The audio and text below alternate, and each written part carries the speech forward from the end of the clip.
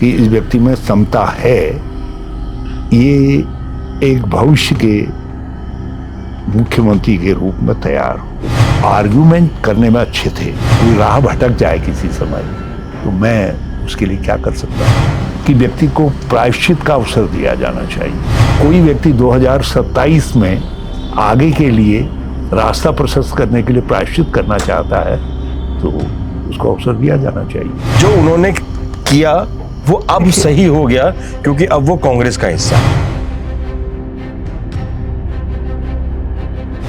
त्याग देने लायक शस्त्र है तो उस शस्त्र का भी उपयोग करना पड़ता है। हम आज उम्र मेरे साथ नहीं, सिद्धांतों की बेड़ियां थी वो मैंने उतार करके फेंक। 2027 की लड़ाई जीतने के लिए जो है कुछ भी करने के लिए तैयार हूं। हरक सिंह रावत कहते हैं कि बीजेपी को उखाड़ने के लिए अगर मुझे हरीश रावत के पैर भी पकड़ने पड़े तो मैं तैयार हूं। मैं उनकी पीठ थपथपाने के लिए तैयार हूं। भाजपा ने जिस अस्त्र से हमको मारा, हम तो उससे ज्यादा प्योरिटी के साथ मारते हैं। क्या यही आशीर्वाद रंजीत रावत के ऊपर भी होगा? अवश्य होगा। रंजीत रावत ने मेरे साथ बहुत सारी अच्छाइयां। प्रीतम सिंह हैं, करण माहरा हैं, यशपाल आर्य हैं, गणेश गोदियाल हैं, हरक सिंह रावत है और उन सबसे ऊपर हरीश रावत है। राहुल गांधी में आपको क्या भविष्य नजर आता है? कि मेरे मरने से पहले he will be prime minister. राज्य जब बना था तो शुरुआती दौर में ये माना जा रहा था कि कांग्रेस की सरकार जब बनी तो हरीश रावत मुख्यमंत्री का चेहरा होंगे। फिर अचानक से एक नए चेहरे यूपी जैसे स्टेट से आने के बाद में वो उत्तराखंड के चेहरे बन जाते हैं और हरीश रावत कहीं पीछे चले जाते हैं।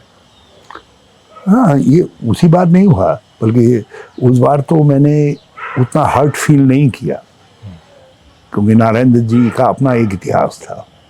मगर एक बिना इतिहास वाला व्यक्ति, पिता का इतिहास होगा लेकिन उनका कांग्रेस में कोई इतिहास नहीं था। कांग्रेस ने उनको पहचान दी थी और उस पहचान को लेने में मेरा हाथ था। मैं उनको कांग्रेस में लेकर के आया था जितेंद्र प्रसाद जी के पास। जो है मैंने कहा भाई कुछ ठाकुर ब्राह्मण का कॉम्बिनेशन बनाना है भविष्य में, इनको ले लीजिए।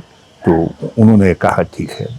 बड़ा उनको भी समझाना पड़ा मुझको, लेकिन वो मान गए और वहाँ से उनको लेकर के आए।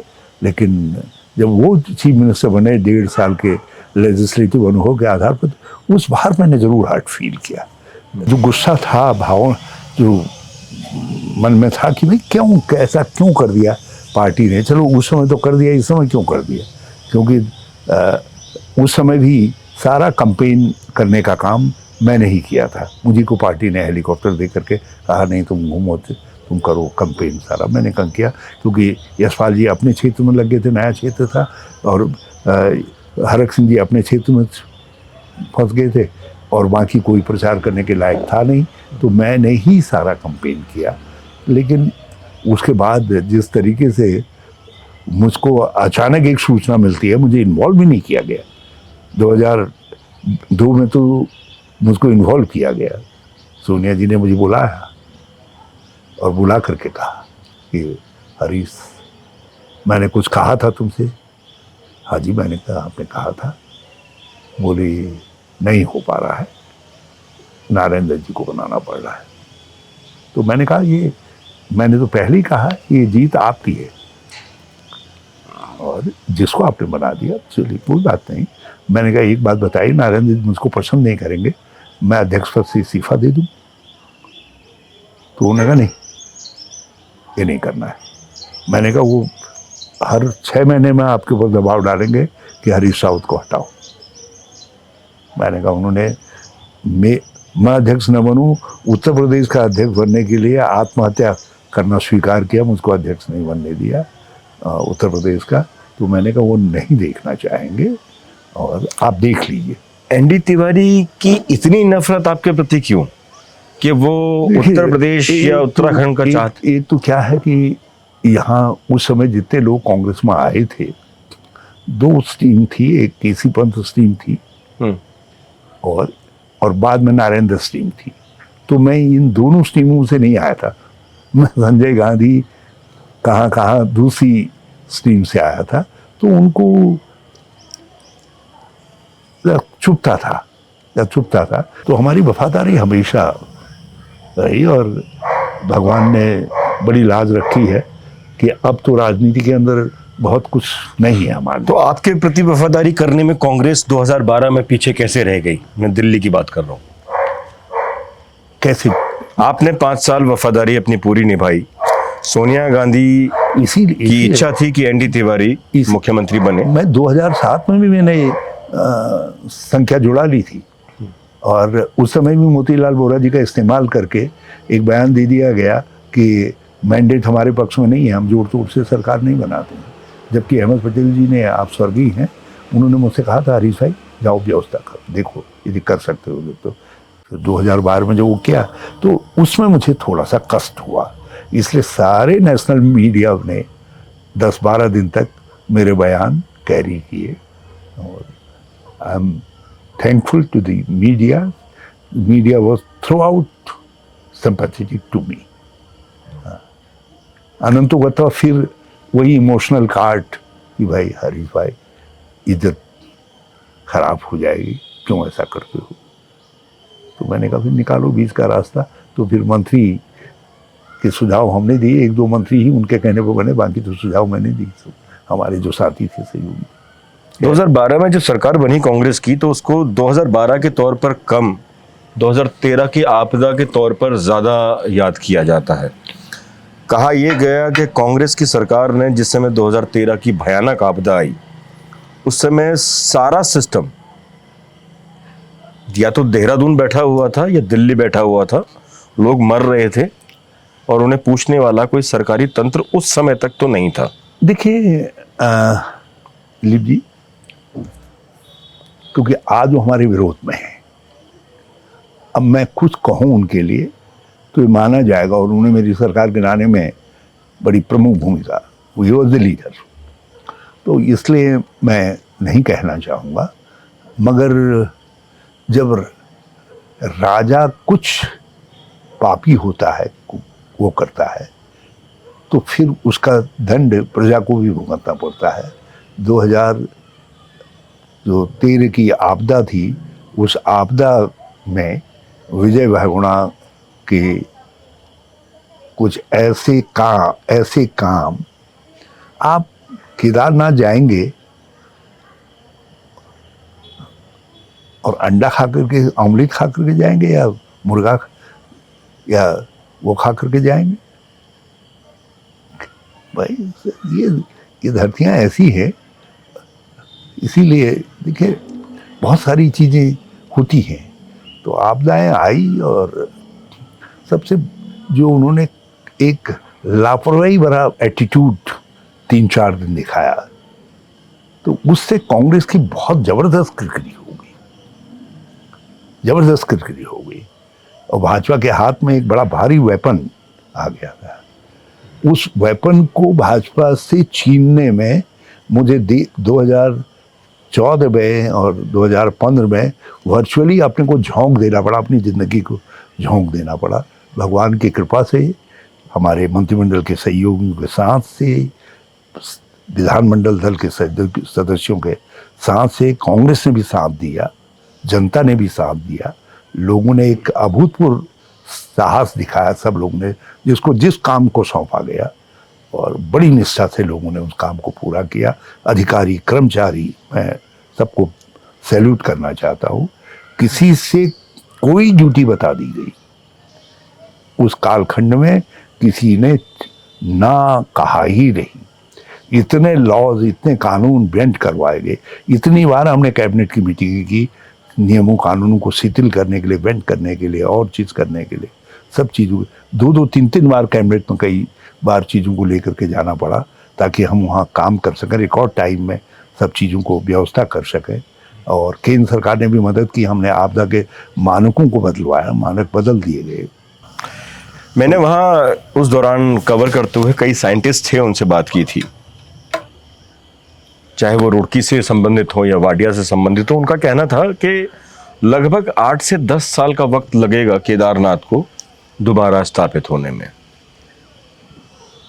ऐसा क्या हुआ उस बीच में कि वो 1 साल में पूजा शुरू हो पाई? देखिए, दिल्ली की ब्लेसिंग थी। मुझे मालूम था कि कुछ भी मेरी बात कहीं अटकेगी तो सोनिया जी हैं। भरोसा सबसे बड़ी चीज़ होती है। और उसमें चल निकला।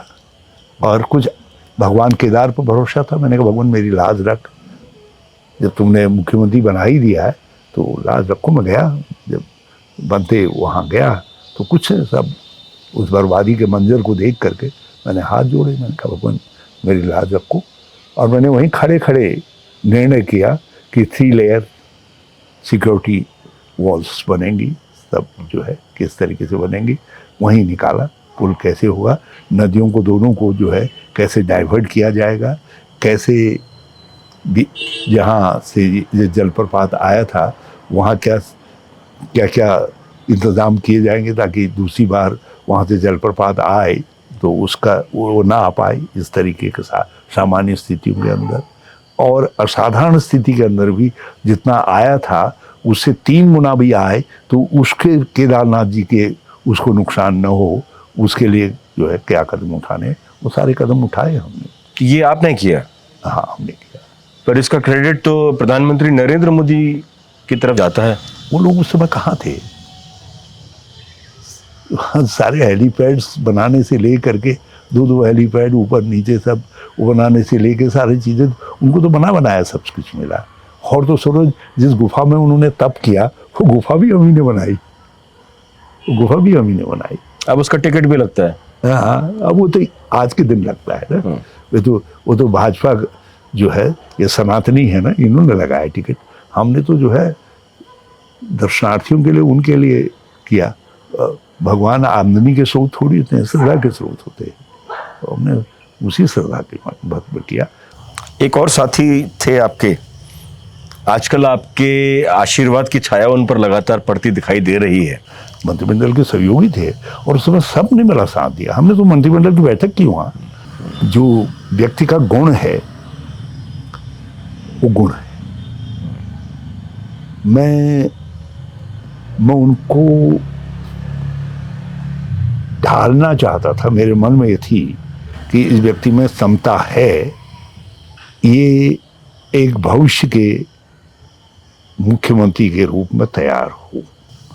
और इसलिए मैंने उनको एग्रीकल्चर, हॉर्टिकल्चर और चेकबंदी दूसरे ऐसे काम दिए जिन कामों से उत्तराखंड की तस्वीर बदल सकती थी। और मैंने उनसे कहा कि निर्णय लो, मैं तुम्हारे पीछे खड़ा हूं। और मैंने सारी व्यवस्थाएं कर रखी उसके लिए।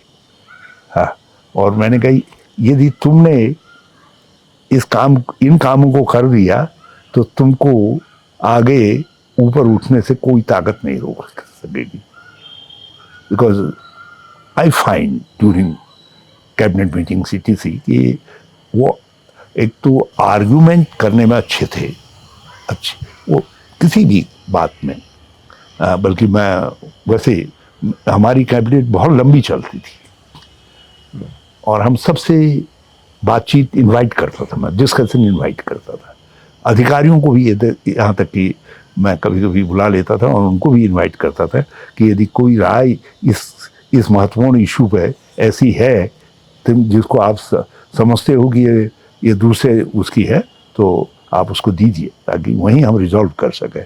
तो मैं देखता था कि is a man of certain ideas और डूअर है, तो इसलिए था। और मगर अब कोई राह भटक जाए किसी समय तो मैं उसके लिए क्या कर सकता हूँ। अब उन्होंने 2016 का जो एक दल बदल का कलंकपूर्ण पृष्ठ है, अब उसका वो हिस्सा बन गए, उसमें मैं क्या कर सकता हूँ। लेकिन इतना जरूर है कि व्यक्ति को प्रायश्चित का अवसर दिया जाना चाहिए। 2016 में यदि दल बदल नहीं होता, हम 35% वोट लाए दल बदल के बावजूद, इतनी जबरदस्त चोट के बावजूद, सरकार के ऊपर प्रहार करने के बावजूद, मेरा एक खाली झूठा मूठा स्टिंग करके जो है उसको प्रचार तंत्र के जरिए जगह जगह फैलाया करके जो है मेरी इमेज को टार्निश करने और भी संसाधनों की सूखा पड़ने, सब चीज़ों के बावजूद हम 35% वोट लाए। हमारे वोट नहीं गए। हम तो ये साथ रहते तो आज कांग्रेस की सरकार 2017 में भी आती और हम जिस ढंग से चल रहे थे उस ढंग से चलते तो उत्तराखंड 2022 में भी हम कांग्रेस को चुनता। तो लेकिन यदि कोई व्यक्ति 2027 में आगे के लिए रास्ता प्रशस्त करने के लिए प्रायश्चित करना चाहता है तो उसको अवसर दिया जाना चाहिए। और ये सोच करके जब उन्होंने कुछ बातें कही ऐसी जो भाजपा को बहुत चोट पहुंचा सकती हैं, अब भाजपा का नैतिक आधार खत्म कर दिया उन्होंने, ये कह करके कि इन्होंने गलत सलत लोगों से दबाव डाल करके माफिया से, खनन लोगों से, शराब माफिया से चेक ले करके और मंत्रियों के दबाव डाल करके ये पैसा वसूल करने का काम किया है। पर इसमें मेरे कुछ सवाल पैदा होते हैं, कुछ अच्छे भी लग सकते हैं आपको और कुछ बुरे भी लग सकते हैं आपको। पहली बात तो ये है कि राहुल गांधी इस समय दो मुद्दों को उठाकर चल रहे हैं। पहला मुद्दा है वोट चोरी को लेकर, जिसमें बिहार में वो लगातार रैली निकाल रहे हैं, चर्चा का विषय बने। दूसरा मुद्दा था वॉशिंग मशीन का। राहुल गांधी पहले शख्स थे कि जिन्होंने ये मुद्दा उठाया था कि वॉशिंग मशीन बीजेपी की है, जिसमें कोई भी एक करप्ट व्यक्ति जाता है और साफ स्वच्छ होकर वापस आ जाता है। कोई व्यक्ति अगर मंत्री रहते हुए कोई काम कर रहा है तो दोषी तो वो खुद भी है। ऐसे में कांग्रेस कैसे उस चीज को सपोर्ट कर सकती है कि जो उन्होंने किया वो अब सही हो गया क्योंकि अब वो कांग्रेस का हिस्सा है? आप ठीक कह रहे हैं, लेकिन जब आप युद्ध में हैं तो कभी कभी जो त्याग देने लायक शस्त्र है तो उस शस्त्र का भी उपयोग करना पड़ता है। हम लड़ाई में हैं। 2027 मेरे लिए नहीं, मैं तो एक बार मुख्यमंत्री हो गया और आगे इस उम्र में मैं जो है मैं आई कांट रिपीट, मैं दोहरा नहीं सकता 2014 से 2017 तक जो काम मैंने किया, मैं उसको दोहरा नहीं सकता अब क्योंकि उम्र उसकी इजाज़त नहीं दे सकती कि मैं उतनी मेहनत करूं। मैं तो रात के 3-3 बजे तक काम करता था और सुबह 7 बजे उठ करके खड़ा हो जाता था, जबकि मेरी गर्दन टूटी हुई थी। लेकिन उस समय उम्र मेरे साथ थी, आज उम्र मेरे साथ नहीं है। फिर दुर्भाग्य से 24 अक्टूबर 2024 को जो बाजपुर में एक्सीडेंट हो गया तो उसने मेरी सारी नाड़ी तंत्र को जो है बड़ा कॉम्प्लिकेटेड स्थिति में डाल दिया। तो इसलिए मैं अपने लिए नहीं कर रहा हूँ आज मैं अपने कार्यकर्ता के लिए, साथियों के लिए कर रहा हूँ जिन्होंने हरीश रावत को हमेशा मुख्यमंत्री के रूप में देखा है। मुझे इस बात का पूरा भरोसा है 2022 में जो लोगों ने कई सर्वेज की तो किसी भी सर्वे के अंदर मेरी रेटिंग जो है 32-33% से कम नहीं आई। लोग इवन आज तक जैसे उन्होंने भी किसी ने 37%, किसी ने 42% तक मेरी एक्सेप्टेंस चीफ मिनिस्टर के रूप में दिखाई और आज भी मुझे भरोसा है, जबकि मैं किसी चीज़ का उम्मीदवार नहीं हूँ।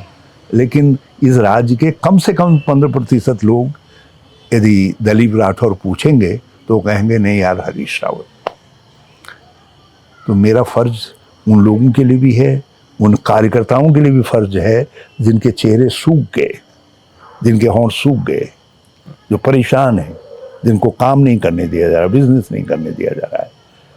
तो आज मैंने अपने सारे जो भावना की सिद्धांतों की बेड़ियां थी वो मैंने उतार करके फेंक दी है। और पर कदमताल आपकी कुछ और बता रही है। 2027 की लड़ाई जीतने के लिए जो है कुछ भी करने के लिए तैयार हूँ, कुछ भी अस्त्र बनाने के लिए तैयार हूँ। तो हरक सिंह तो मेरे साथ मंत्री रहे। आप कह रहे हैं कि आपका शरीर कमजोर हो गया है, आप कह रहे हैं कि आपका शरीर कमजोर हो गया, उम्र हो गई है ज्यादा और कदम ताल थोड़े कम हो पाते हैं आपसे, इसलिए दूर से बैठकर सब कुछ चीजें देख रहे हैं।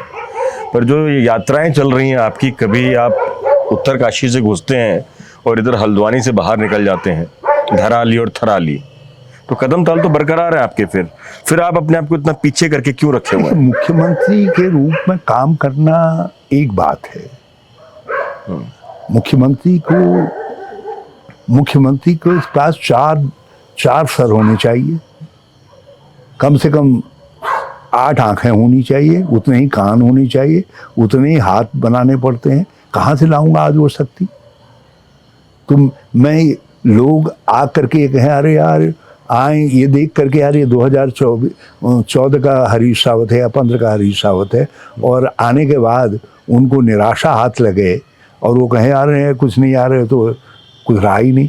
तो मैं लोगों की तलब बनी रहे मेरे लिए, ये चाहता हूँ। इसलिए 2027 के लिए मेरा कहीं किसी तरीके का ये सब क्यों कर रहा हूँ, जिस पार्टी ने मुझको कहाँ से कहाँ तक पहुँचाया, तो क्या मेरा ये कर्तव्य नहीं है कि मैं अपने स्वास्थ्य सारे देखो, ये मोजे पहने बिना खड़ा नहीं हो सकता हूँ, पाँव में इतनी सूजन आ जा रही, लेकिन और चलने के लिए, क्योंकि डीबीटी का एक बार किसी एक्सीडेंट में यहाँ चोट लग गई थी, तब डीबीटी हुई थी, वो फिर रिकरेंस की संभावना रहती है, तो लेकिन जो जान के लिए खतरनाक हो सकती है। मगर मैं ये सब चीज़ झेल करके भी ये जाता हूँ, इसलिए जाता हूँ क्योंकि मैं जानता हूँ, मैंने अभी आपसे कहा ना कि 15% कम से कम लोग ऐसे होंगे जो आज भी हरीश रावत कह देंगे। तो मेरा ये फर्ज है कि जो मुझे चाहने वाले लोग हैं या मुझे नहीं चाहने वाले भी लोग हैं, उनको मैं कांग्रेस पार्टी के लिए गैल्वेनाइज करूं।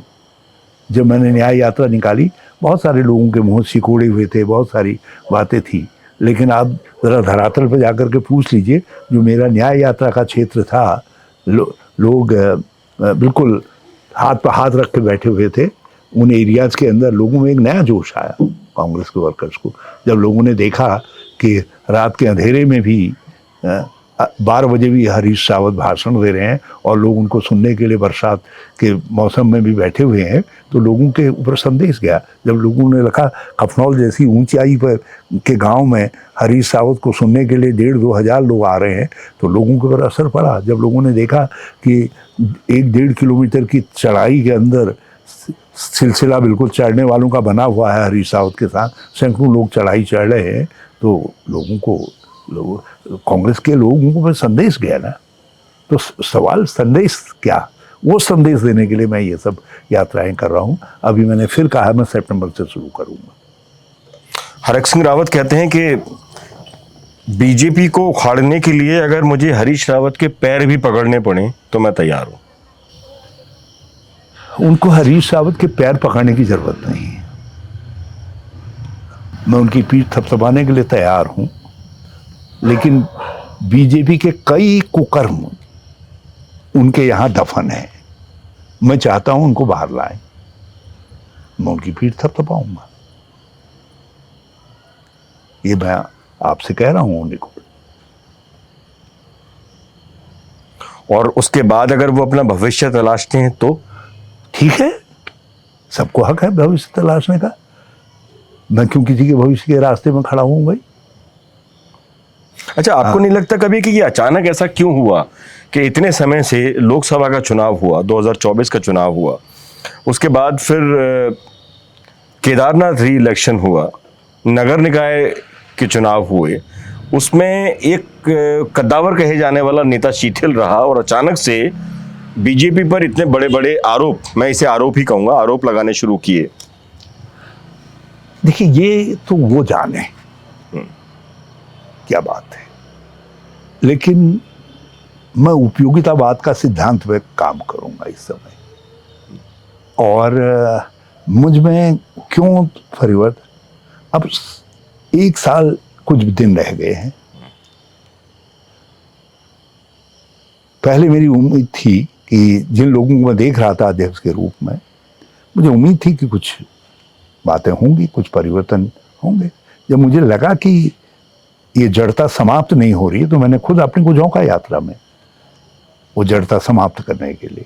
और अब मुझे लग रहा है कि हम ऑर्गेनाइजेशनल मेथड से शायद उतना कुछ नहीं कर पाएंगे जितना जो है हमको जो है लोगों के अंदर एक जलजला पैदा करना पड़ेगा। और उस जलजला पैदा करने के लिए आवश्यक है कि भाजपा के खिलाफ कोई ऐसा व्यक्ति जो भाजपा में ही रहा है, जो कारक रहा है 2016 के दल बदल का, वो आगे आए। मतलब एक समय पे जो स्लीपर सेल कांग्रेस में हुआ करते थे, आप ऐसे ही स्लीपर सेल बीजेपी में तलाश कर रहे हैं कि जो भाजपा में रहे, भाजपा की समझे और कांग्रेस की मदद करे? भाजपा ने जिस अस्त्र से हमको मारा, हम तो उससे ज्यादा प्योरिटी के साथ मार रहे हैं। उन्होंने तो धोखा दे करके पैसे से मारा हमें। 1100 करोड़ रुपए का प्रोजेक्ट था, तो हरीश रावत की सरकार को मांग करने का। एक व्यक्ति हैं आज भी जिंदा है जिनके पास 100 करोड़ का ऑफर गया कि आप ऐसा जजमेंट कर दीजिए कि 100 करोड़ रुपया आपको देंगे करके। उन्होंने कहा नहीं, मैं वही करूंगा जो न्याय संगत और नियम संगत होगा। ये आपके कुछ समर्थक हैं जिन्होंने व्यक्तिगत तौर पे भी फोन पे बात की, मेल्स भी आते हैं हमारे पास, कमेंट्स भी आते हैं हमारे पास में, कि 2016 में जिस व्यक्ति ने सरकार गिराई, आज हरीश रावत उसको आशीर्वाद दिए बैठे हैं। जो 2016 में हरीश रावत के साथ थे और आज वो उनके साथ नहीं है, मैं सीधे तौर पर रंजीत रावत का नाम लेके बात कर रहा हूं। तो कल क्या यही आशीर्वाद रंजीत रावत के ऊपर भी होगा? यदि उनको मेरे आशीर्वाद की जरूरत होगी तो अवश्य होगा। इस समय तो उनको आशीर्वाद की जरूरत नहीं महसूस हो रही है। वो और एक व्यक्ति और मैं नाम नहीं लूंगा क्योंकि इस समय नाम लेना इससे गंभीर बात हो जाएगी। वो तो ये समझ रहे हैं कि हरीश रावत को उलट दिया जाए। आज अल्मोड़ा जो एक कांग्रेस का मजबूत किला था, जहां कांग्रेस को वर्ष से वर्ष समय में, मतलब 2017 के चुनाव वर्ष समय था, उसमें भी सर्वाधिक एमएलए अल्मोड़ा से आए थे चुन करके जो है। और उस अल्मोड़ा के अंदर ऐसी स्थिति पैदा कर दी कि हमको 4 जिलों में से एक जिले के अंदर हमारे जिला परिषद का अध्यक्ष नहीं बन सका। 2 जिलों के अंदर तो उम्मीदवारी खड़ी नहीं खोजे मिले।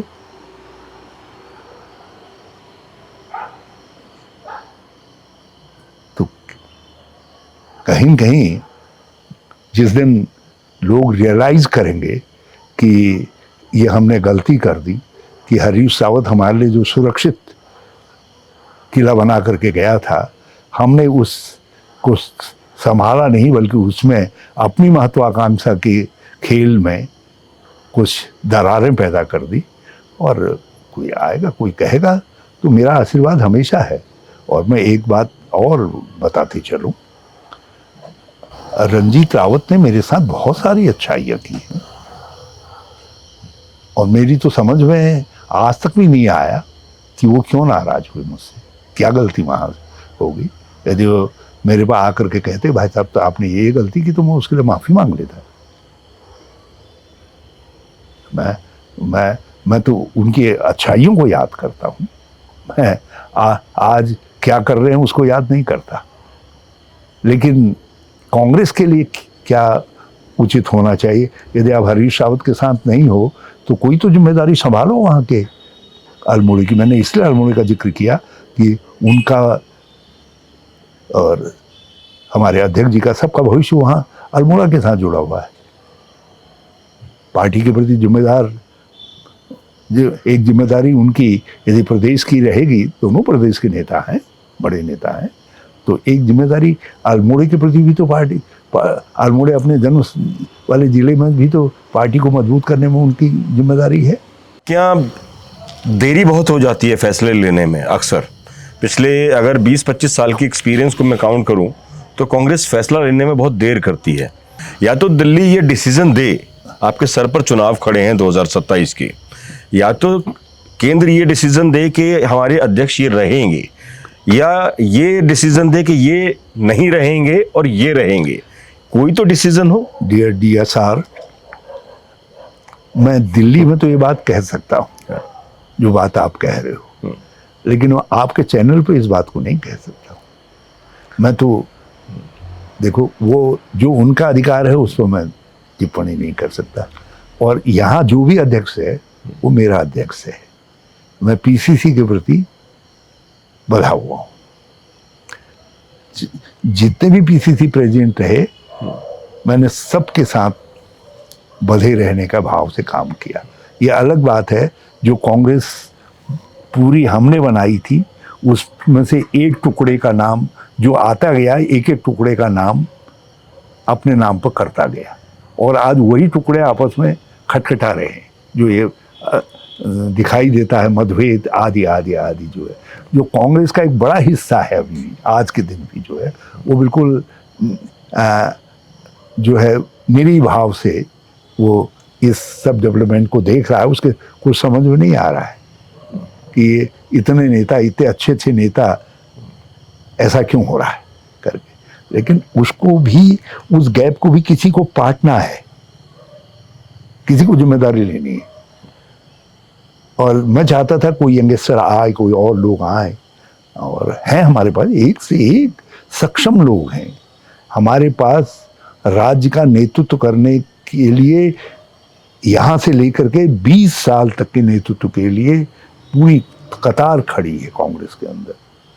तो इसलिए मैंने निर्णय लिया है कि अब मैं इस एडिशनल ड्यूटी को भी, जो बाहरी तौर पर एक समन्वय दिखाई दे, बाहरी तौर पर ही सही, एक समन्वय दिखाई दे, ताकि लोग ये सवाल न करें कि भाई तुम्हारा तो आपस में झगड़ा है। जो बीजेपी का प्रचार है या मीडिया का प्रचार है, उसको हम अवसर नहीं देंगे, और उसके लिए मैं काम करूँगा। अक्सर राजनीति के धुरंधर ये कहते हैं कि हरीश रावत जब तक ना चाहें तब तक आप उनसे कुछ उगलवा नहीं सकते हैं। पर मेरा एक छोटा सा सवाल है आपसे, कोशिश करूंगा कि आप जवाब दें। आज की तारीख में कांग्रेस में कई धुरंधर हैं जो इस समय बिल्कुल टॉप पोजीशन पे खड़े हुए माने जाते हैं, जिसमें प्रीतम सिंह हैं, करण माहरा हैं, यशपाल आर्य हैं, गणेश गोदियाल हैं, हरक सिंह रावत है, और उन सबसे ऊपर हरीश रावत हैं। आपको क्या लगता है कि चेन अगर बनाई जाए 1 2 3 4 की, तो उस चेन में आप अपने आप को कहाँ पाते हैं और बाकी लोगों को कहाँ पाते हैं? देखिए, मैं तो अब अपने आप को एक तटस्थ पर्यवेक्षक के रूप में 2027 के बाद पाता हूँ, ताकि मैं विश्लेषण कर सकूं। यदि उस समय तक मेरी लिखने की शक्ति बनी रही तो मैं लिख सकूं कि कांग्रेस की आज की सरकार, जिस सरकार को लाने में थोड़ा बहुत मेरा भी योगदान है, वो सरकार भाजपा की सरकार से कि कहाँ कहाँ बेहतर है। मैं वहीं तक अपनी भूमिका को अब देखना चाहता हूँ। बाकी जो बात आपने कही, उगलवाने वाली बात जो है, आपने मुझसे ऐसी ऐसी बातें उगलवा दी जो है मैंने, जो कभी किसी से नहीं कही, बल्कि आपने निकटस्थ लोगों से भी नहीं कही। ये जो बात आपने कही कि ये सब लोग, इनमें एडजस्टमेंट ऑफ एम्बिशंस आवश्यक है। अच्छा सर, शाम से रात हो गई और आपसे बात करते करते तो ऐसा लगेगा कि शायद और वक्त और भी चाहिए, लेकिन मैं आज अभी के लिए सिर्फ एक आखिरी सवाल कर रहा हूँ। राहुल गांधी में आपको क्या भविष्य नजर आता है 29 को लेकर? देखिए, वो चैलेंजर हैं, वो इससे नहीं कह रहे हैं कि let it come, let Modi fail then I will become the prime minister. कोई जोड़ तोड़ से नहीं कर रहे हैं, संघर्ष से करना चाहते हैं, और बिहार में संघर्ष कर रहे हैं। आज बोर्ड चोर, मैं कल उत्तरकाशी में धरासू में हमारी गाड़ी फंस गई, दोनों तरफ वो आ गया, मलबा आ गया। तो मैं वहाँ एक चाय की दुकान में बैठा हुआ था, बर्तवाल की चाय की दुकान में, तो आ करके नमस्ते करते जा रहे थे लोग, तो एक गाड़ी से कोई व्यक्ति उतरे, आ करके जोर से मुझसे हाथ मिलाया, बोर्ड छोड़, गद्दी छोड़। मैंने इधर उधर देखा, मैंने कहा यार ये तो मैं बोर्ड चोर, बाद में समझ में, मैंने कहा यार भाई साहब क्या गलती होगी मुझसे, मुझे लगा कि मुझसे ये कुछ कहे तो बोले नहीं ये मोदी बोर्ड चोर। अच्छा, वो ये नारा इस समय पूरे देश में काफी गूंज रहा है। तो ये है गांधी परिवार, ये है राहुल गांधी। आप जैसे लोहार की धौंकनी में गर्म होकर के और ठुक ठुक करके जो है इस्पात बनता है, मजबूत बनता है, तो वैसे ही राहुल गांधी तैयार हो रहे हैं। एंड आई एम कॉन्फिडेंट कि मेरे मरने से पहले he will be prime minister and he will be a very good prime minister of India. और वो चीज़ों की तह तक जाते हैं और पूरी ईमानदारी के साथ चीज़ को समझने का प्रयास करते हैं और उसको रिजॉल्व करने का प्रयास करते हैं।